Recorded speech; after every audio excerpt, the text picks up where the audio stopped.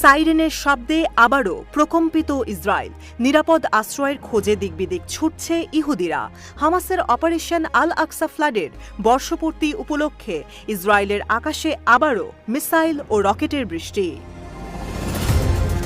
সোমবার ইসরায়েলের রাজধানী তেল আবিব ও বেন গুরিয়ন এয়ারপোর্টের চারপাশে হামলার শঙ্কায় বাজানো হয় সাইরেন, কারণ ইয়েমেন থেকে ব্যালিস্টিক মিসাইল হামলা চালায় হুথি বিদ্রোহী গোষ্ঠী। টাইমস অব ইসরায়েলের প্রতিবেদন বলছে, তেল আবিবের আকাশে অসংখ্য বিস্ফোরণের সাক্ষী হয়েছে দেশটির ইহুদি জনগণ। ক্ষয়ক্ষতি এড়ানোর শঙ্কায় বন্ধ রাখা হয় বেন গুরিয়ন এয়ারপোর্টের সমস্ত কার্যক্রম।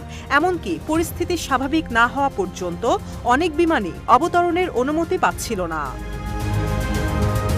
সারফেস টু সারফেস ব্যালিস্টিক মিসাইলটি ধ্বংসের দাবি করেছে ইসরায়েল। দেশটির সামরিক বাহিনী এক বিবৃতিতে জানায়, ইসরায়েলের মধ্যাঞ্চল টার্গেট করে ইয়েমেন থেকে নিক্ষেপ করা ব্যালিস্টিক মিসাইল আকাশেই ধ্বংস করেছে ইসরায়েলের বিমান বাহিনী।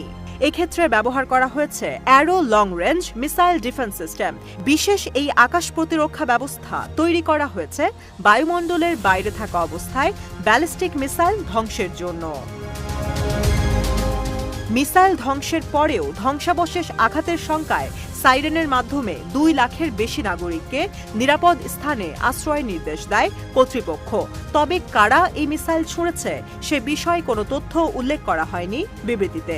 ফিলিস্তিনের সঙ্গে সংহতি প্রকাশ করে বছরব্যাপী গাজা যুদ্ধে ইয়েমেন থেকে ইসরায়েলে অসংখ্য মিসাইল হামলা চালিয়েছে হুথি মিলিশিয়া। মূলত দেশটির উত্তরাঞ্চলে শক্ত অবস্থানে রয়েছে ইরানের মদতপুষ্ট গোষ্ঠীটি। শুধু ইয়েমেন থেকেই নয়, আল আকসা ফ্লাডের বর্ষপূর্তি উপলক্ষে 7 অক্টোবর শতাধিক রকেট হামলা চালানো হয়েছে লেবানন থেকেও। টাইমস অব ইসরায়েলের প্রতিবেদন বলছে, ইসরায়েলের উত্তরাঞ্চল লক্ষ্য করে সোমবার কমপক্ষে 135টি মিসাইল হামলা চালিয়েছে হিজবুল্লাহ, যার মধ্যে কয়েকটি রকেট আঘাত এনেছে তৃতীয় বৃহত্তম শহর হাইফাতে। ইসরায়েলের সামরিক বাহিনী আইডিএফ জানিয়েছে, 5টি রকেট হাইফাতে, 15টি রকেট প্রবেশ করে গ্যালিলি অঞ্চলের তিবেরিয়াসে। আইডিএফ সবকটি রকেট ধ্বংসের কথা জানালেও ইসরায়েলের গণমাধ্যম জানিয়েছে, তিবেরিয়াসে সরাসরি আঘাত এনেছে 5টি রকেট।